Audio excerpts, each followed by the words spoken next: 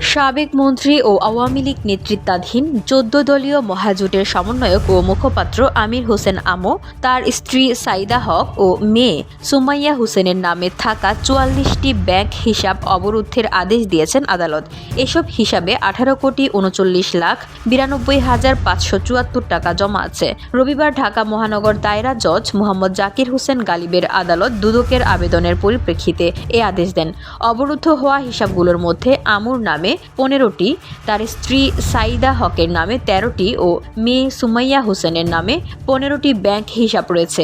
ধুলো, ময়লা ও ক্ষতিকর ধূলিকণা থেকে নিমিষেই মুক্তি দেয় চৌধুরী এয়ার পিউরিফায়ার।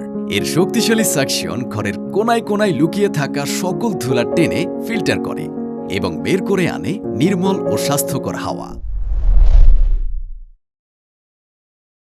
এছাড়া তাদের সংশ্লিষ্ট জেরিকো নামে একটি কোম্পানির ব্যাংক হিসাব অবরুদ্ধের আদেশ দিয়েছেন আদালত। আদালত সূত্রে জানা গেছে, দুদকের উপপরিচালক রেজাউল করিম এ আবেদন করেন। শুনানি শেষে আদালত আবেদনটি মঞ্জুর করেন। আবেদনে বলা হয়েছে, সাবেক শিল্পমন্ত্রী আমির হোসেন আমুর বিরুদ্ধে ঘুষ গ্রহণপূর্বক নিয়োগ বাণিজ্য, টেন্ডার বাণিজ্য, বিভিন্ন অনিয়ম ও দুর্নীতির মাধ্যমে টিআর কাবিখা সহ সরকারি উন্নয়ন প্রকল্পের অর্থ আত্মসাৎপূর্বক বিদেশে অর্থ পাচার সহ নিজ নামে এবং পরিবারের সদস্যদের নামে জ্ঞাত আয় বহির্ভূত সম্পদ অর্জন সংক্রান্ত একটি গুরুত্বপূর্ণ অভিযোগ দুর্নীতি দমন কমিশনে অনুসন্ধানাধীন রয়েছে।